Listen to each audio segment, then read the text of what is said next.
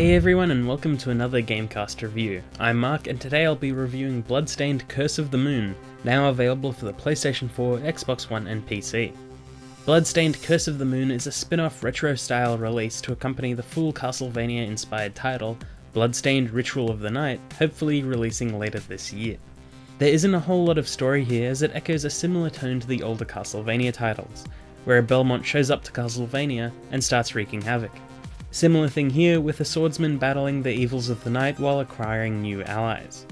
Curse of the Moon is very upfront about what it is, a retro Castlevania-inspired game made by the people that used to make Castlevania. Of course it shares many similarities, but also adds in a few modern conveniences and its own unique charm. The game is divided into several short levels, each revolving around a specific theme. There are multiple branching paths hiding secrets and collectibles. Enemies follow very basic patterns but can swarm easily and they can make platforming difficult. Sounds pretty familiar by now, right? You start off with only one character, but with each subsequent level your party will increase. At any moment you can swap to another conscious party member, with each carrying their own special skills and platforming abilities. Miriam, for example, being the closest thing to a Belmont, can slide low on the ground and has a high jump when the button is held. Zangetsu is quicker but his range isn't as good. However, his sub-weapons usually make up for this with anti-air attacks and a holy water equivalent. It's fun playing around with each character, and interesting that they pretty much divided a modern Castlevania character into 4 separate identities and playstyles. The game can be unforgiving on regular difficulties, however its checkpoint system is rather forgiving and there is also a casual mode that grants infinite lives. It's a good way to get a handle on the mechanics if you're like me, and it's been quite some time since you've picked up a Castlevania. The bosses all look fantastic in this retro engine, and they can give you some trouble if you don't figure out their patterns quickly. It's a great throwback to a simpler era of gaming. The characters, environment and soundtrack all scream Castlevania.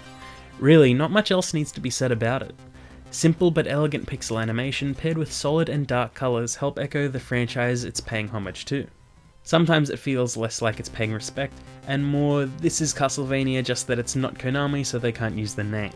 But it's fun all the same. It's a good hit of nostalgia in a time when side-scrolling platformers are having a strange sort of indie renaissance. Games like Dead Cells and Hollow Knight tackle Metroidvania in their own way, while this kind of just does it like only Castlevania can.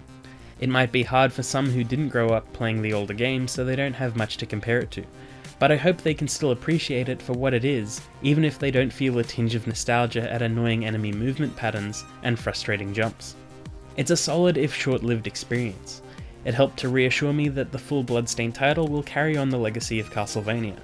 It also gave me a craving to play Super Castlevania again because that was a great game. It achieves what it set out to do, and I'm keen to see these characters again with a bit more story so I can actually get invested. It also helps that it is marketed as a budget title, and because of that I'd say it's probably worth a buy. Thanks for watching, I hope you enjoyed that video. Please don't forget to like and subscribe, and please let us know what you think of Bloodstained Curse of the Moon in the comments below. Until next time, bye!